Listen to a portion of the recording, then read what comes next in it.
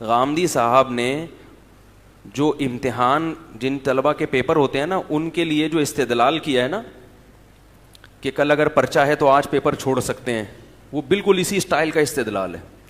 کہتے ہیں جب اللہ نے سفر میں روزہ چھوڑنے کی اجازت دے دی اس لیے کہ اس میں ٹینشن ہوتی ہے, مشقت ہوتی ہے, تو اللہ کی قسم سفر میں روزے میں اتنی ٹینشن نہیں ہوتی جتنا کل پیپر ہے, آج آپ نے تیاری کرنی ہے, اس میں ٹینشن اٹینشن. خوب غور سے سنے کیا کہہ رہا ہوں. وہ کہتے ہیں اس میں ٹینشن, ارے یار بولو نا, اس میں ٹینشن زیادہ ہوتی ہے. تو جب اللہ نے سفر میں اجازت دے دی تو کل ایک بچے کا پیپر ہے, پورے سال کی تیاری ہے, 5 لاکھ روپے اس کے اس سیمسٹر پہ خرچ ہو چکے ہیں. رمضان میں بھوکا پیاسا رہ کے اس کو بہت سے تو گٹکے پان کے سگریٹ کے عادی ہوتے ہیں, وہ یہ غامدی صاحب نہیں کر رہے, میں خود اپنی رپورٹ پیش کر رہا ہوں. تو وہ بیچارے کیسے ایکچولی روزہ رکھیں گے؟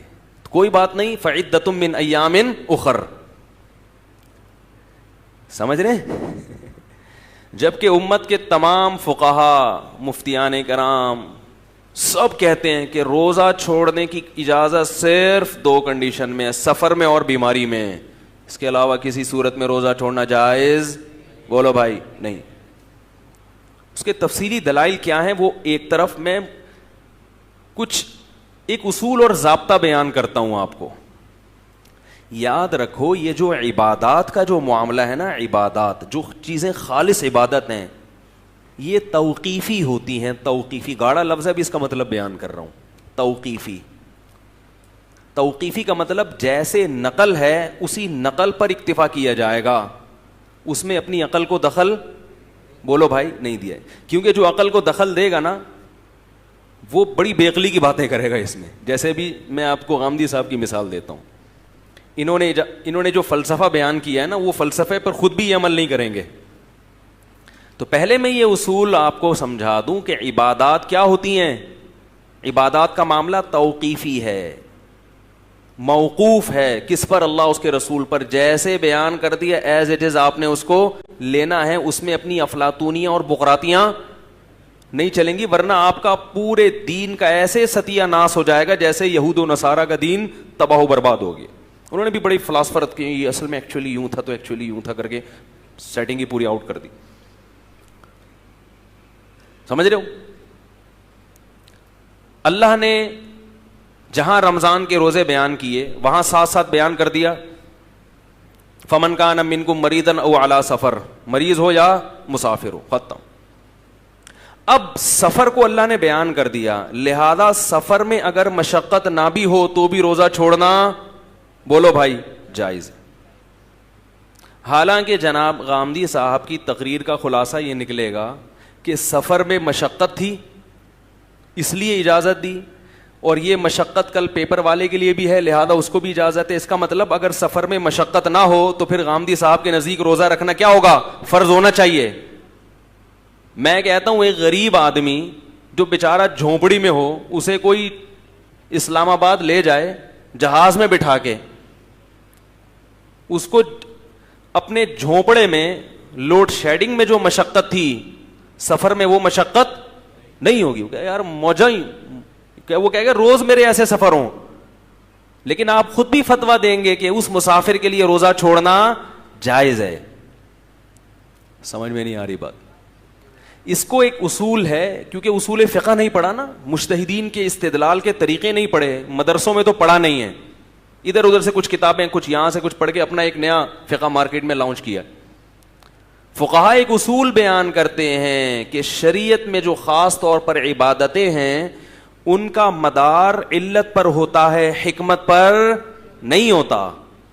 دیکھو بات سے بات نکلتی ہے, نماز پڑھنا فرض ہے, اس کی حکمت کیا ہے؟ ان الصلاۃ تنہا عن الفحشاء والمنکر, نماز بے حیائی اور برائی سے روکتی ہے. یہ اللہ نے اس کی ریزن بیان کر دی. ایک اور ریزن اللہ نے بیان کی, اقیم الصلاۃ لذکری, نماز قائم کرو مجھے یاد رکھنے کے لیے. نماز کی ریزن کیا ہے؟ اللہ کی یاد.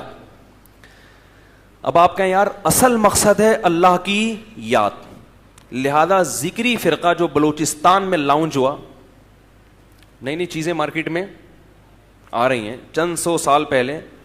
انہوں نے کہا کہ نماز کا اصل مقصد اللہ کی یاد ہے, تو ڈائریکٹ جب اللہ کو یاد کیا جا سکتا ہے تو درمیان میں نماز کے واسطے کی, یعنی یہ تو ان لوگوں کے لیے جو یاد نہیں کرتے. ہم تو دن میں 12 گھنٹے اللہ کو یاد کرتے ہیں اور ذکر اللہ کرتے رہتے ہیں, سبحان اللہ سبحان اللہ سبحان اللہ. صحیح کہا غلط کہا انہوں نے؟ غلط کہا. ایک آدمی کہتا ہے نماز کی اصل حکمت کیا ہے کہ یہ برائی اور بے حیائی سے روکتی ہے. چونکہ نمازی لوگ آج کل بے حیائی اور برائی سے نہیں روکتے, لہذا میں نماز پڑھوں گا ہی نہیں, مقصد تو حاصل ہو ہی نہیں رہا. اور جو آدمی پہلے سے بے حیائی اور برائی سے بچا ہوا ہے اس کو تو نماز پڑھنے کی ضرورت ہے ہی نہیں. ایک صاحب آئے, منکر حدیث تھے. یہ اللہ کا بڑا فضل ہے, میرے جتنے مناظرے ہوئے ہیں نا آج تک بغیر تیاری کے ہی ہوئے ہیں ٹھیک ہے, اور بغیر تیاری ہی کے الحمدللہ سامنے والا مارکیٹ سے شارٹ ہوا ہے, دوبارہ مڑ کے نہیں دیکھا اس. مجھے اس سے اندازہ ہوتا ہے کہ اہل باطل کے جو دلائل ہیں نا وہ اتنے مضبوط نہیں ہوتے کہ اس کے لیے اتنا مطالعے کی ضرورت ہو. اکثر و بیشتر انہی کی بات میں انہی کا جواب ہوتا ہے. ہاں میں وہ بات کر رہا تھا کہ حکم کا مدار علت پر ہوتا ہے, حکمتوں پر بولو بھائی نہیں ہوتا. نماز کی حکمت بے حیائی سے روکتی ہے, مگر نماز فرض اس لیے نہیں ہے. فرض اس لیے کہ اقیموا الصلاۃ, قرآن کیا کہہ رہا ہے, نماز پڑھو, اس لیے فرض ہے. حکمت کیا ہے ایک الگ ٹاپک ہے.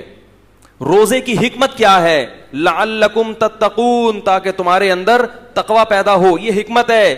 مدار حکمت پر نہیں ہے. تقوی نہ بھی پیدا ہو رمضان میں روزہ رکھنا پڑے گا.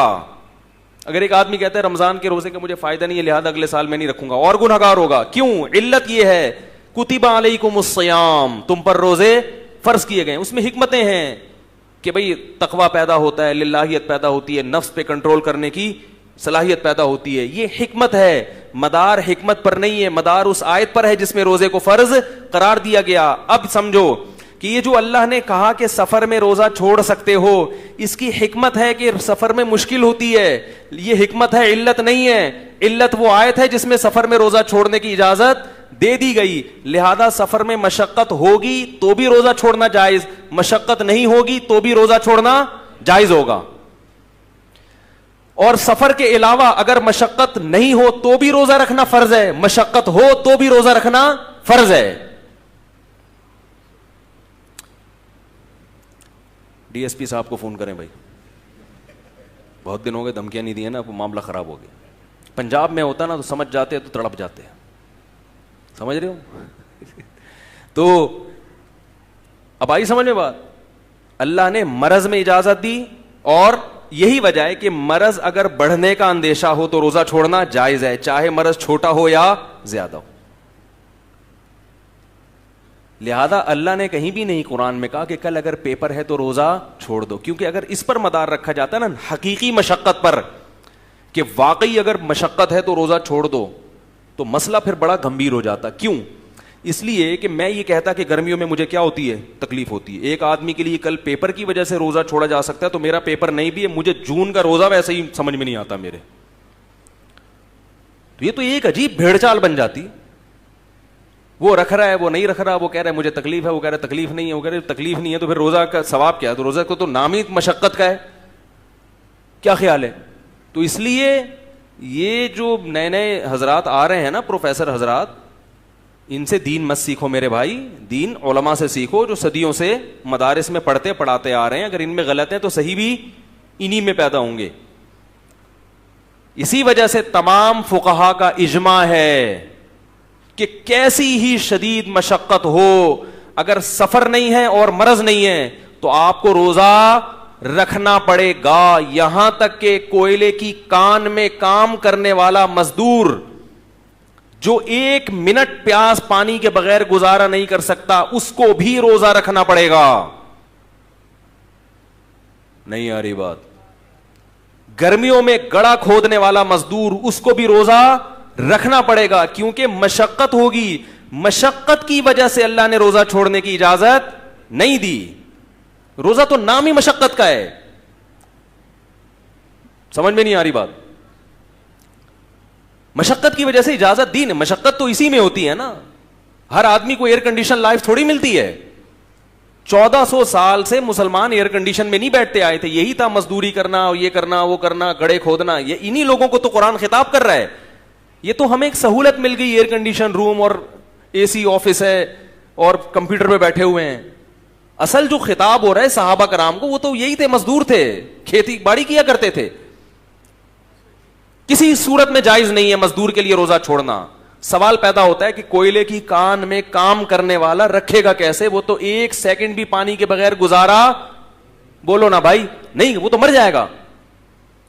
تو ہم کہتے ہیں جب مرنے لگے تو توڑ دے, کیونکہ اللہ نے سب سے پہلے کس کو ترجیح دی ہے؟ اس پہ قرآن و سنت ہے کہ سب سے پہلے کیا ہے؟ زندگی. مرض میں بھی اجازت اور موت سے بچنے کے لیے بھی اجازت. لہذا بیمار ہونے کا خطرہ ہو شدید, تو جب وہ خطرہ پیدا ہوگا اس وقت توڑے گا. توڑنا اس کے لیے جائز ہوگا, چھوڑنا جائز. چھوڑنے کے دلائل الگ ہیں, توڑنے کے دلائل, بولو نا یار, الگ ہیں. اس لیے علماء کہتے ہیں 30 دن کسی نے ریگستان میں روزہ رکھا یا کوئلے کی کان میں, 30 کے 30 دن روزہ رکھ کے توڑے گا, انشاءاللہ گناہگار نہیں ہوگا. کفا بعد میں قضا کر لے, چھوڑے گا تو گناہگار ہوگا. کیونکہ قرآن کی آیت ہے فمن شہید منکم الشہر فلیصم, جو بھی رمضان کا مہینہ پائے روزہ رکھے, سوائے 2 کے, مریض اور مسافر. کوئلے کی کان میں کام کرنے والا اس من کے مفہوم میں داخل ہے, جو بھی کے مفہوم میں داخل ہے, لہذا وہ بھی روزہ رکھے گا, پھر عذر کی وجہ سے توڑے گا. اب اگر کوئی کہ یار جب رکھ کے توڑنا ہی ہے تو ایسے رکھنے کی کیا ضرورت, تو یہ آپ کی اپنی رپورٹ ہے, آپ کی اپنی منطق ہے جو اللہ کے قانون میں نہیں چلے گی. اس کی مثال ایسے ہے کہ آپ کے کو غسل کے لیے پانی نہیں مل رہا, غسل کے لیے آپ کو پورا جسم ناپاک, آپ کا احتلام ہوا, جسم میں ناپاکی لگی, پانی نہیں مل رہا. اللہ کہتے ہیں مٹی پہ یوں ہاتھ مارو, یوں مارو, نماز پڑھو. آپ کہیں یار یہ جب پورا جسم لت پت ہے نجاست میں, یہ یوں کیا, یہ اس سے کیا کو پاک تھوڑی ہو جاؤں گا میں نہیں پڑھ رہا ہے, مجھے گندگی میں نہیں ہے. قضا کرنے کا گناہ ہوگا کہ نہیں ہوگا؟ بھئی تم اپنی عقل کیوں لڑا رہے ہو؟ اللہ نے کہہ دیا کہ تم یوں کر لو تو میں اس کو, اور نیت کا فرق ہے. وضو کی نیت سے وہی کام کرو گے تو باوضو کہلاؤ گے, غسل کی نیت سے یہی 2 ضربے مارو گے تو یوں سمجھا جائے گا جیسے غسل کر کے آئے ہو.